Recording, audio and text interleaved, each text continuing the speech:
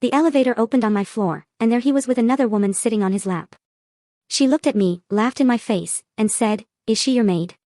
He froze, let her slide off his lap, and started stuttering like crazy. Right then, I knew my revenge was going to be even sweeter than I expected. You know how sometimes, one moment can completely rip your world apart, only for you to realize later it was actually the universe doing you a massive favor.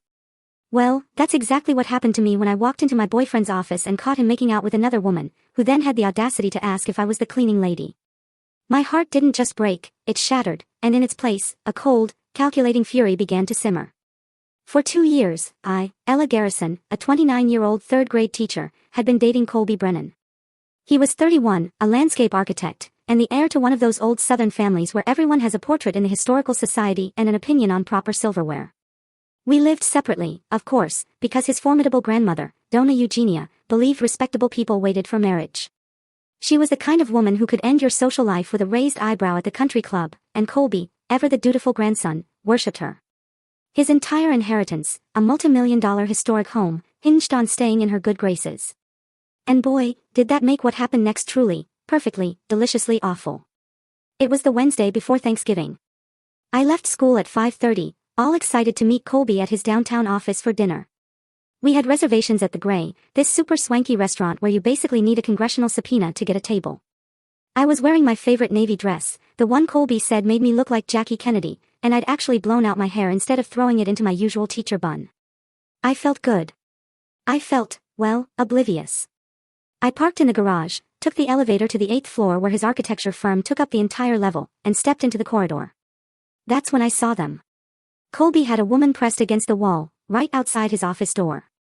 A redhead, in a skin-tight crimson dress that probably cost more than my monthly salary. Her arms were around his neck. His hands were on her waist. They were making out like horny teenagers at prom, right there in the open. I froze. My purse dangled from my shoulder as I stood there, maybe 15 feet away, watching the man I'd spent 2 years with absolutely devour another woman's face. She saw me first. The redhead pulled back slightly, caught my eye over Colby's shoulder, and smiled. Not embarrassed. Not guilty. She smiled like she'd just won the lottery. Then she looked straight at me, her voice dripping with this syrupy sweet Georgia drawl. "Oh, honey, are you from the cleaning service? We're going to need you to come back in about an hour. We're occupied right now." The man I'd dated for 2 years. The man whose grandmother's birthday dinners I attended. Whose family dramas I listened to. Whose dry cleaning I'd picked up just last Tuesday because he was too busy. He didn't correct her. He just stood there.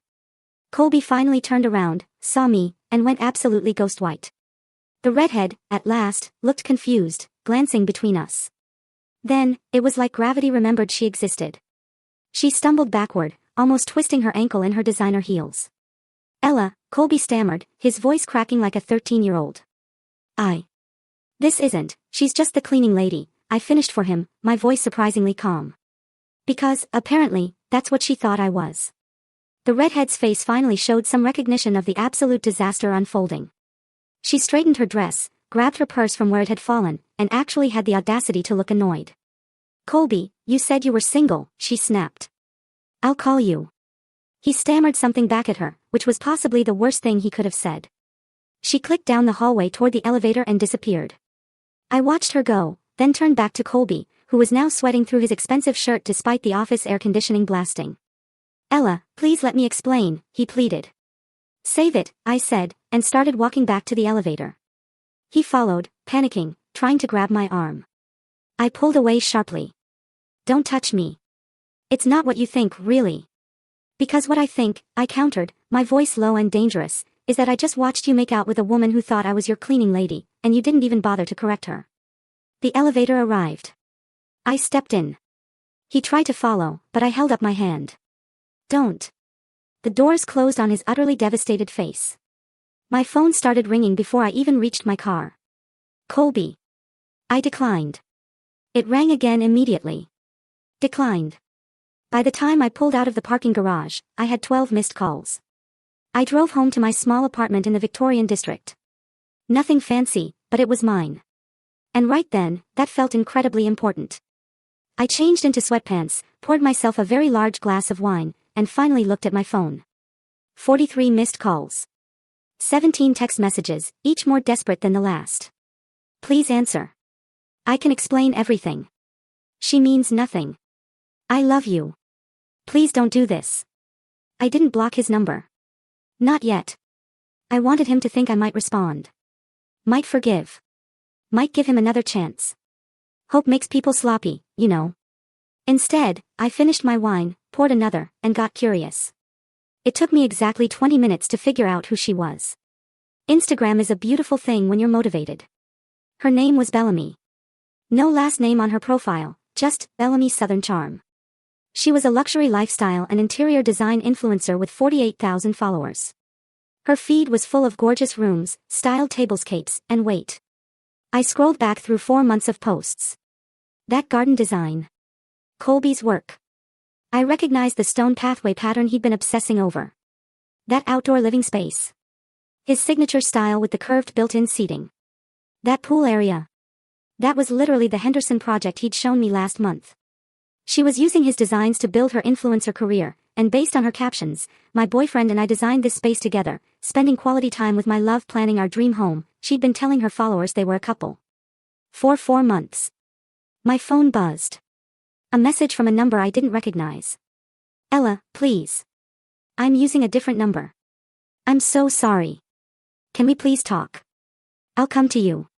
I'll explain everything. This was a huge mistake. I stared at the message for a long moment, thinking about Donna Eugenia's Thanksgiving dinner tomorrow. The annual event where the entire Brennan clan gathered. Aunts, uncles, cousins, family friends. At least 40 people crammed into that mansion for sweet tea, bourbon, and enough Southern propriety to choke a horse. Then I smiled. I typed back, okay, but not tonight. I need time to process. Let's talk at your grandmother's Thanksgiving tomorrow. I'll be there. His response was immediate. Thank you. Thank you. Thank you. I love you so much. I'll make this right, I promise. Sure he would. I had less than 24 hours to prepare. And in the South, revenge isn't just a dish served cold. It's served on the good china, in front of witnesses, with homemade pie for dessert. Sometimes the best revenge doesn't need weeks of planning. It just needs one night, one determined woman, and a matriarch who values truth over family loyalty. I didn't sleep much that night. Instead, I built my case like I was preparing a lesson plan for the world's most important third-grade presentation on why Colby Brennan is trash. By 3 a.m., I had screenshots organized chronologically, July through November. 4 solid months of Bellamy posting Colby's work while calling him her boyfriend. I had testimonials from her followers. I had dates, times, and enough evidence to convince anyone with functioning brain cells that this wasn't a misunderstanding. I finally fell asleep around 4 a.m. and woke up at 7 on Thanksgiving morning with a mission. First priority, look absolutely devastating. Not revenge dress devastating, that's too obvious. I needed to look like the kind of woman who belongs in a historical mansion. The kind Donna Eugenia would want in her family. Classy. Elegant. Untouchable. By 8 a.m., I was showered, caffeinated, and heading to Broughton Street. Yes, some stores open early during Thanksgiving week. Capitalism waits for no holiday. I found a boutique that catered to the Savannah society crowd, the kind of place where saleswomen say things like, "That's very you, darling," while secretly judging your credit limit. I found it in 15 minutes, emerald green, perfectly tailored, elegant enough for a cathedral, but striking enough to make Colby remember exactly what he'd lost. The salesperson, a woman named Patricia who absolutely understood the assignment when I said, I need to look like I've already won, even threw in a discount because, apparently, my face told the whole story. 9:30 a.m. I was at the Coffee Fox on Bull Street with my iPad, organizing my presentation. The barista, a college student with purple hair and a name tag that said, Sage, brought my lavender latte and lingered. You look like you're plotting something, she said. Is it that obvious? I asked. Honey, I've worked here 3 years. I know the look of a woman preparing to destroy someone's life.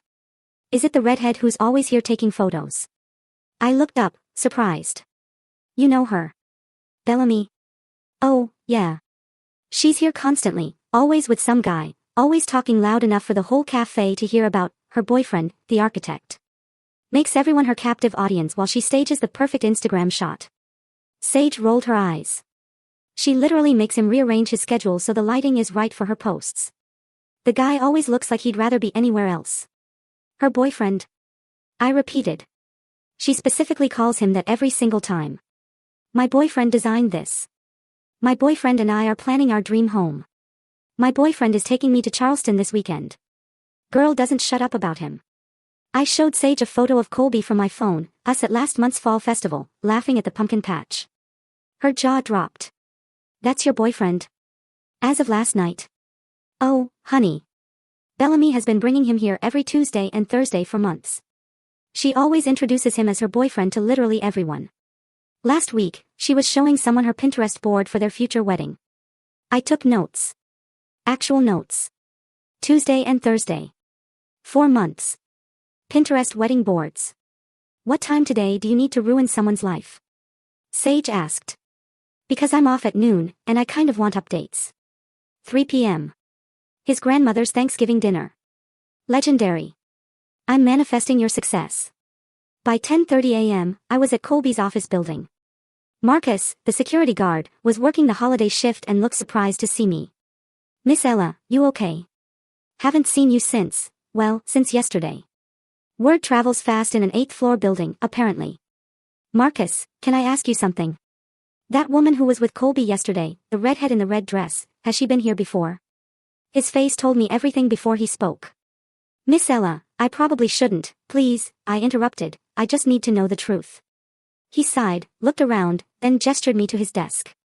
He pulled up the visitor log on his computer. I keep digital records. Building policy. There it was. Bellamy Richardson, signed in every Tuesday and Thursday evening for the past 4 months. Always between 6 and 8 p.m. Always visiting Brennan Architecture, floor 8. I thought she was a client, Marcus said quietly. Mr. Colby always seemed uncomfortable when she was here, but she was always very friendly, very chatty. Told me once they were planning to get engaged soon. She told you that last month. Said she was looking at rings. Wanted my opinion on styles. I said congratulations. Thought you two had, he stopped. Realization dawning. Oh no, Miss Ella. I'm so sorry. I didn't know. It's not your fault, Marcus. I took photos of the screen with my phone. Thank you for being honest. Whatever you're planning, he said as I left, I hope he deserves it. By 11 a.m., I was back home, uploading everything to my iPad. I created a presentation that would make my principal proud. Title slide. Chronological evidence. Supporting testimony. Photographic proof. I even made it aesthetically pleasing because if you're going to destroy someone's life, you might as well do it with good design. My phone had been buzzing all morning. Colby's messages went from hopeful to anxious. Good morning, beautiful. Thank you for giving me another chance. I love you so much. I can't wait to see you today. Should I pick you up? We can arrive together. Then, Ella, are you okay? You're not answering. Please tell me you're still coming. I'm freaking out. Please respond. At noon, I finally replied. See you at 3 o'clock. Don't be late. His relief was immediate. Thank you. I love you. Everything will be perfect, I promise. Perfect. Right. I spent the afternoon getting ready with the kind of careful precision usually reserved for surgical procedures. Hair in a classic low bun. Makeup natural but flawless. My grandmother's pearl earrings. Simple black heels. The green dress fit like it was custom-made for public vindication. At 2:15, I loaded my iPad into a tasteful gift bag, the kind you'd use for bringing wine to a dinner party. Except instead of wine, I was bringing evidence of infidelity, betrayal, and 4 months of lies. At 2:30, I checked my reflection one final time. I looked like the kind of woman Donna Eugenia would proudly introduce to her bridge club. I looked like I belonged.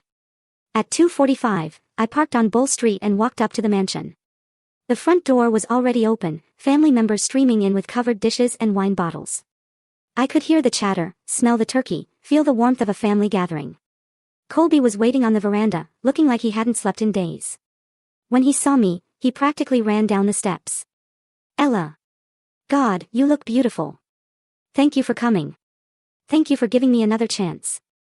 I love you so much. Where's your grandmother? I asked pleasantly. Inside, greeting everyone. Ella, please, can we talk privately first? No need, I said, patting his arm. Let's go inside. I don't want to miss anything. His relief was almost sad to watch. He actually thought I'd forgiven him. He actually believed we were going to sweep this under the expensive Persian rug and move on with our lives. Men are adorable when they're delusional. I walked into that house like I owned it. Hugged Miss Catherine, complimented the table settings, and helped carry dishes to the dining room. I was charming, warm, helpful, the perfect Southern girlfriend. Colby's family adored me. Donna Eugenia herself took my hand and said, "Ella, dear, you look radiant. Colby is a lucky man." "Thank you, Donna Eugenia," I said sweetly. "I'm feeling very grateful today." Colby visibly relaxed. His shoulders dropped. His smile returned, and he started actually enjoying himself. He introduced me to cousins I hadn't met yet, brought me bourbon, and kept touching my arm like he couldn't believe his luck. Dinner was magnificent. A feast fit for royalty. I ate, laughed at family stories, and complimented everything. At 6:25, the dishes were cleared, and Donna Eugenia stood at the head of the table with her crystal glass of bourbon. "Family," she announced, her voice carrying that particular authority that only 83 years of being a maid can create. "It's time for our gratitude circle." 42 people settled into their seats around the extended dining table and overflow seating in the adjoining parlor. Donna Eugenia always started with the youngest and worked her way through the family, calling on each person individually. I was near the end of the circle, with Colby speaking just after me. I had timed this perfectly. Little Emma stood up first, clutching her stuffed turkey, and announced she was grateful for her new puppy, Biscuit, and Halloween candy. Everyone applauded politely. Donna Eugenia smiled with genuine warmth, the kind reserved exclusively for small children and people who'd never disappointed her. One by one, family members stood. Uncle Bernard was grateful for his promotion at the law firm. Aunt Lucille thanked God for her grandchildren. Cousin Patricia praised her daughter's acceptance to UGA. The circle continued, slowly working its way around the table toward me. I sat perfectly still, my iPad hidden in the decorative gift bag under my chair, my expression serene. Colby kept glancing at me nervously, probably wondering what I'd say. Would I announce our reconciliation? Publicly forgive him? Make some sweet statement about love and second chances? Oh, sweetheart, if only. When Donna Eugenia called my name, I stood gracefully, smoothing my emerald dress. 42 faces turned toward me expectantly. Colby looked hopeful. Catherine looked pleased. Donna Eugenia nodded encouragingly. I picked up the gift bag. Donna Eugenia. "Family, friends," I began, my voice clear and steady. "I'm grateful for many things this year. But mostly, I'm grateful for discovering exactly who Colby Brennan is before making the biggest mistake of my life." The room went silent. Not polite attention silent. Funeral silent. I reached into the bag and pulled out my iPad, already displaying the first screenshot, Bellamy's Instagram from July, showing Colby's garden design with the caption, "My amazing boyfriend designed this space for our dream home." Last night, I went to meet Colby at his office for dinner. I turned the iPad so the people nearest me could see. I found him in the hallway with this woman. When she saw me, she asked if I was the cleaning lady.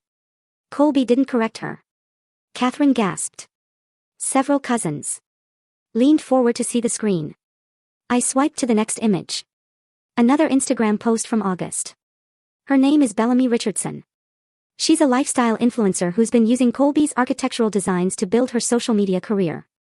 For the past 4 months, she's been telling her 48,000 followers that Colby is her boyfriend. Swipe. September post. Here she is claiming they designed this outdoor living space together. Swipe. October post. Here she is talking about their future engagement. I walked slowly around the table, letting people see each screenshot. Donna Eugenia's face had gone from warm to ice in approximately 4 seconds. Catherine was crying quietly. Uncle Bernard, the lawyer, was leaning in to read the captions. "I spent this morning gathering evidence," I continued, my voice never wavering. "This is the visitor log from Colby's office building." I showed the photos of the security logs. Bellamy Richardson signed in every Tuesday and Thursday evening for 4 months, after business hours, when the office was mostly empty. Marcus had highlighted Bellamy's name in yellow for me. Bless that man. I also spoke with the barista at the Coffee Fox this morning. I pulled out my phone, reading from my notes. She confirmed that Bellamy brings Colby there every Tuesday and Thursday. Quote, "She always introduces him as her boyfriend to literally everyone." Last week, she was showing someone her Pinterest board for their future wedding. The silence was deafening. Colby had gone white. Not pale. White. Like a ghost in a Brooks Brothers shirt. Colby has called and texted me approximately 200 times since last night, I said, returning to my seat and setting the iPad on the table in front of Dona Eugenia. He's apologized, begged, promised it meant nothing. He offered to buy me a house. He offered to get me a dog. A few shocked laughs broke the tension. Uncle Bernard muttered something that sounded like, unbelievable. But here's what I realized, I said, looking directly at Dona Eugenia. A man who lets another woman call his girlfriend the cleaning lady and doesn't correct her. A man who maintains a months-long relationship with someone who publicly claims to be his partner while dating someone else. That's not a mistake. That's a character flaw. Dona Eugenia set down her bourbon glass with a sharp click. So, I'm grateful, I continued, that I discovered this before accepting a proposal, before planning a wedding, before legally tying myself to someone who thinks infidelity is solved with a golden retriever puppy. Dead. Silence. Then, Dona Eugenia stood. When she stood, everyone paid attention. The woman was 5 feet 3 inches and could command a room like General Patton. Colby Brennan, she said, her voice quiet but carrying that particular quality that made grown men tremble. Is what this young lady says true? Colby opened his mouth. Nothing came out. He tried again. Grandmother, I can explain, is it true? The entire room held its breath. Bellamy, she was a client, and things got complicated, but I never meant, did you maintain a relationship with this woman while dating Ella? It wasn't a relationship. She just, answer the question. Yes, Colby finally whispered. Dona Eugenia's expression could have frozen the Savannah River. Did you allow this woman to publicly claim you as her boyfriend for 4 months?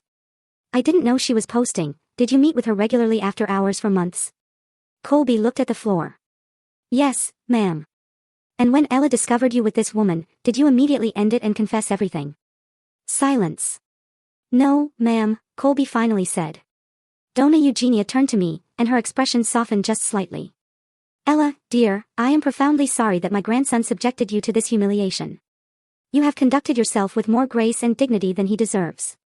She turned back to Colby, and the temperature dropped 20 degrees. You have disgraced this family, she said, each word precise and cutting. You have dishonored a young woman who loved you, who attended our family gatherings, who helped in my kitchen, who treated us with respect and kindness. You have lied, cheated, and when caught, you attempted to buy forgiveness rather than earn it. Grandmother, please, I am not finished. Her voice could have cut diamonds. Your grandfather built this family's reputation on integrity. Your father maintained it through honesty. You have squandered it for Instagram attention and whatever else you were getting from this Richardson woman. She gestured to the door. Get out of my house. Colby stared at her. What? You heard me. Get out. You are not welcome at this table, in this home, or in this family's good graces until you demonstrate through actions, not words, that you understand the gravity of what you've done. Grandmother, you can't, I absolutely can. This is my home. That is my door. Use it. Catherine was sobbing now. Uncle Bernard looked like he was enjoying himself immensely. Several cousins had their phones out, probably texting this drama to everyone they knew. Colby looked at his mother. She wouldn't meet his eyes. He looked at me. I smiled pleasantly and took a sip of sweet tea. He stood, his chair scraping loudly, and walked through the dining room, through the parlor, through the foyer, and out the front door. We heard it close behind him. Dona Eugenia sat back down, picked up her bourbon, and took a long sip. Ella, dear, she said calmly, would you please pass the pecan pie? I believe we could all use some dessert after that unpleasantness. I passed her the pie. Also, she continued, cutting herself a generous slice, you mentioned earlier that you helped in the kitchen. The cornbread dressing was exceptional. Did you add extra sage? Yes, ma'am, I said. And a touch of thyme. Brilliant. You must give me the measurements. Catherine, dear, stop crying and have some pie. Your son made his choices. Now he'll live with them. The dinner resumed. Awkwardly at first, then more naturally, as people processed what they just witnessed. I ate 2 pieces of pecan pie and 1 piece of sweet potato pie. Uncle Bernard raised his glass to me at one point. Aunt Lucille hugged me on her way out and whispered, that boy never deserved you. Around 8 p.m., as people were leaving, Dona Eugenia pulled me aside. Ella, I want you to know that regardless of my grandson's behavior, you are always welcome in this home. You handled that situation with remarkable composure. Your parents raised you well. Thank you, Dona Eugenia. I also want you to know, she continued, her eyes twinkling slightly, that my grandson Sterling will be home from Atlanta next weekend. He's opening a new restaurant downtown. French Southern Fusion. You remember Sterling, don't you? Handsome boy. Excellent cook. Significantly better judgment than his cousin. I remembered Sterling. Tall, 32, chef's hands, kind smile. We talked at last year's Christmas party about his culinary school training in Lyon. I remember him, I said carefully. Good. I'll make sure he has your number. A smart, beautiful, patient woman like you shouldn't stay single long, especially when there are better options in the same family tree. She patted my hand and walked away to say goodbye to other guests, leaving me standing there, realizing that Dona Eugenia had just given me her explicit blessing to date her other grandson. The South doesn't just serve revenge cold. It serves it with pie, witnesses, and a setup for your next relationship. The fallout from Thanksgiving dinner spread through Savannah faster than kudzu in July. By Friday morning, my phone was buzzing with messages from people I hadn't talked to in months. Apparently, at least 6 dinner guests had immediately texted their friends about the Brennan Thanksgiving massacre. And by breakfast, half of Savannah society knew that Colby had been publicly expelled from his grandmother's home for cheating. The other half knew by lunch. What I didn't expect was how rapidly Dona Eugenia's disapproval would translate into actual consequences. The woman didn't just control family dynamics, she controlled half the social and business connections in Savannah's historic district. Saturday morning, I got a text from Catherine. Ella dear, I hope you're doing well. I wanted you to hear this from me. Mother Eugenia has made certain decisions regarding Colby's inheritance. The house on Gaston Street will not be passing to him as planned. She's rewriting her will this week. I thought you should know he's facing real consequences. You deserved better. The house on Gaston Street. The restored 1870s Victorian mansion, worth roughly $2 million, that Colby had been counting on since he was 16. Gone. I texted back, thank you for letting me know, Miss Catherine. I hope you're doing okay. Her response, I'm embarrassed. Honestly, I raised him better than this. Come to brunch next Sunday. Just us girls, no dramatic grandson included. I went to brunch the following Sunday. Catherine, Aunt Lucille, and Dona Eugenia herself were there at the Collins Quarter, sipping mimosas and acting like I was already family. They asked about my teaching, my apartment, my plans for Christmas break. Not once did they mention Colby, except when Dona Eugenia said, that boy is learning that actions have consequences. Perhaps it'll build some character he was apparently lacking. But the inheritance was just the beginning. The Monday after Thanksgiving, Colby's professional life started crumbling. Turns out when you're a landscape architect in a city like Savannah, your client base is heavily dependent on society connections. And when the most influential society matriarch in town publicly disowns you at Thanksgiving dinner, people notice. I heard through Marcus, who texted me updates because, apparently, we were friends now, that 3 major clients had canceled their contracts with Colby's firm by Tuesday. All 3 were friends of Dona Eugenia. One was her bridge partner.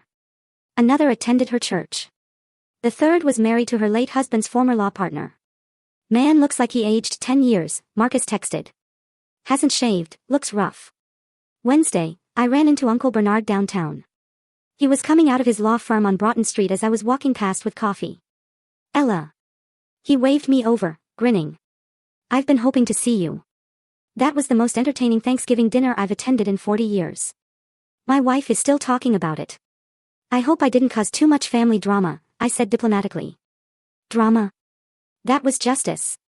And between you and me, he leaned in conspiratorially, Colby came to my office yesterday asking if he could contest Mother Eugenia's will changes.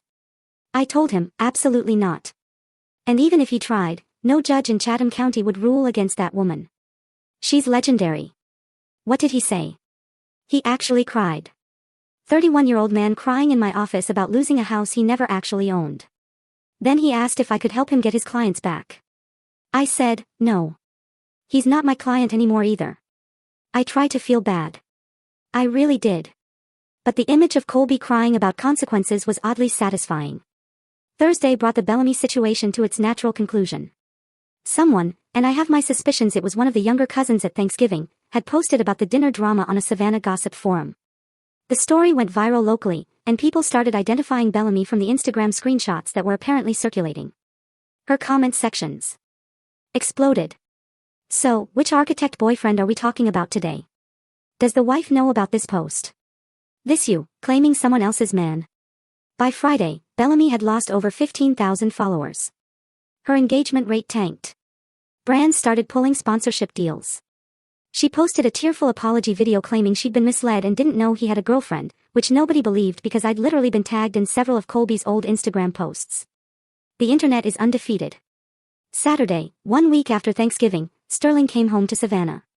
Donna Eugenia had, true to her word, given him my number. He texted me Thursday evening, "Hi Ella, this is Sterling. My grandmother gave me your number and strongly suggested I ask you to dinner. She's terrifying when she makes suggestions, so would you like to have dinner with me this weekend? No pressure." Well, some pressure from grandmother, but you know how she is. I laughed out loud reading it. We met Saturday night at his new restaurant, Margaret's, named after his late mother. It was in a converted firehouse downtown, all exposed brick and warm lighting. He'd done French Southern fusion, she crab soup with truffle oil, shrimp and grits with beurre blanc, fried chicken with herbes de Provence. "I heard about Thanksgiving," he said over wine, his eyes kind. "The whole family heard. Actually, the whole city heard. You're legendary now. I didn't mean to cause such a scene." "Are you kidding?" Colby had that coming for years. He's always been entitled. Grandmother spoiled him because he was the oldest grandson, and it went to his head. Sterling paused. "I'm sorry that happened to you. You deserved better." "I'm getting better," I said, meeting his eyes. He smiled. The man had a devastating smile. We dated casually through December. Coffee dates, walks through Forsyth Park, dinners at restaurants around the city. He was funny, thoughtful, and refreshingly honest. No games, no secret Instagram girlfriends. Just a genuinely good man who cooked incredible food and made me laugh. Christmas came. The Brennan family had their annual party at Donna Eugenia's mansion. Colby wasn't invited. I was. I brought Sterling as my date. The irony wasn't lost on anyone. Colby's business continued struggling. By January, I heard through the family grapevine that he'd lost 7 major clients total. His firm was considering letting him go, and he'd moved into a small apartment in Pooler, basically Savannah's least desirable suburb. The architectural magazine that was going to feature his work canceled the spread after the scandal broke. Bellamy had dropped to 33,000 followers and had pivoted to wellness and healing content, which apparently meant posting yoga poses and inspirational quotes about learning from toxic relationships. The comments were ruthless. "Girl, you were the toxic relationship. Healing from what? Getting caught. Namaste away from other people's boyfriends." Meanwhile, I got a raise at Forsyth Elementary for my work on the new reading curriculum. My 3rd graders won the district spelling bee. Sterling's restaurant got a glowing review in Savannah magazine.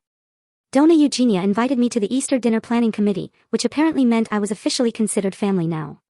February brought the final twist I never saw coming. Catherine called me on a Tuesday afternoon. "Ella, I wanted you to hear this from me. Colby is moving to Charlotte. He got a job offer with a firm up there. Smaller role, less pay, but it's a fresh start. He's leaving in 2 weeks." "How is he?" I asked, surprising myself by actually caring slightly. "Humbled. Broke. Single. Bellamy dumped him in December when her follower count dropped, which was poetic.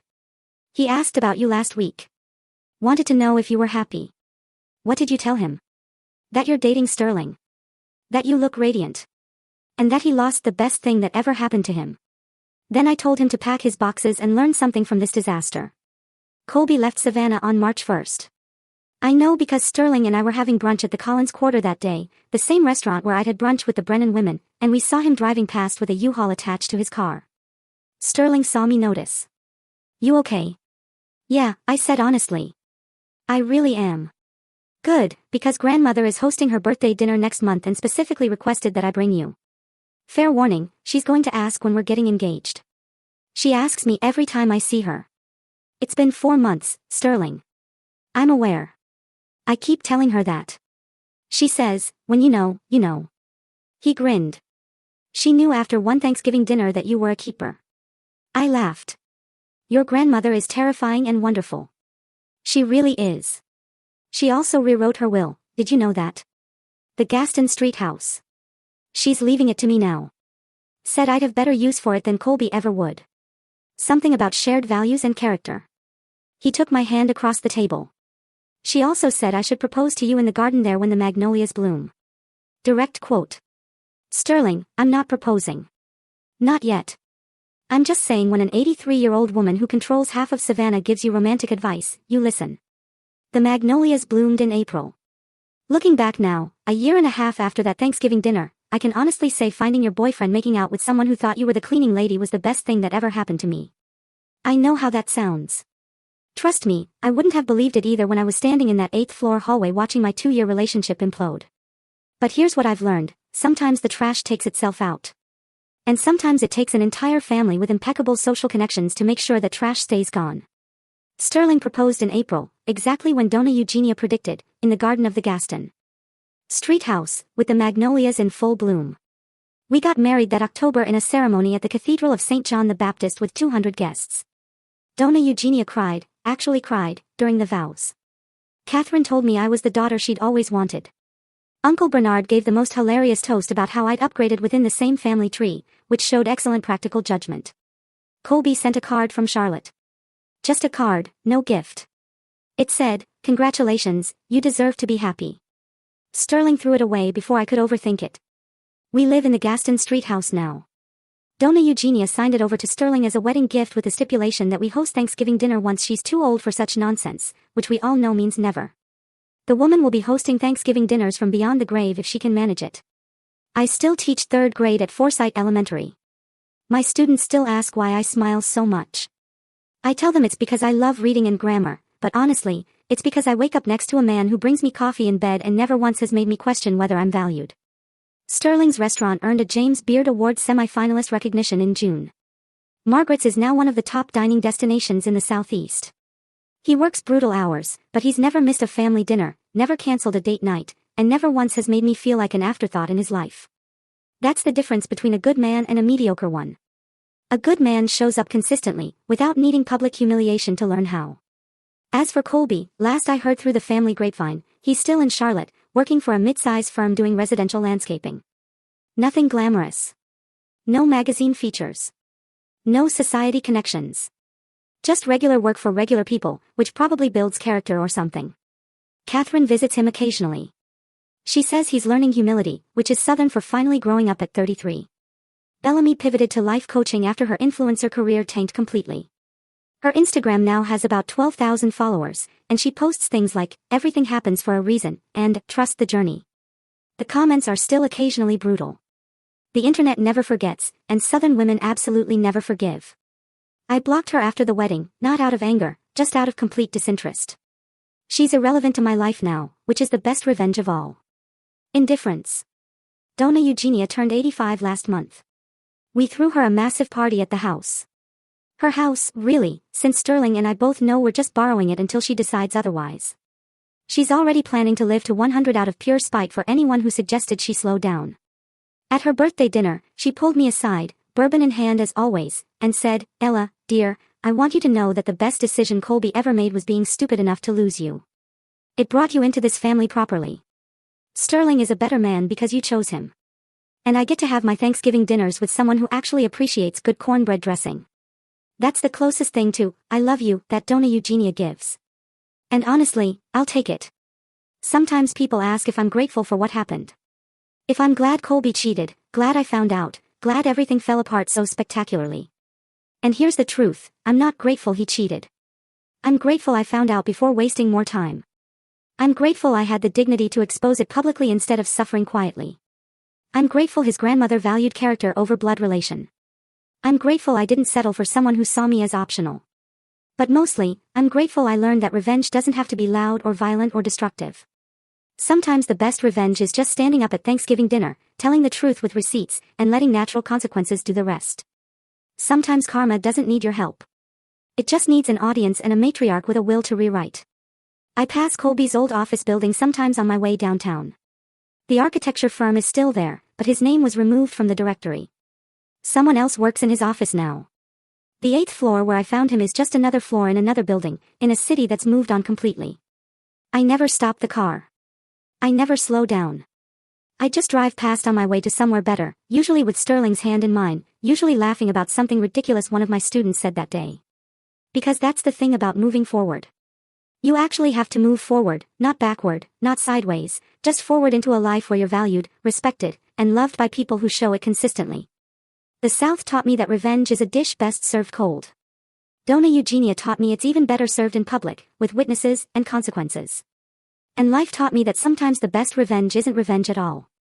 It's just living well while the people who underestimated you watch from a distance. Sterling and I are trying for a baby in the spring. Dona Eugenia has already started knitting blankets.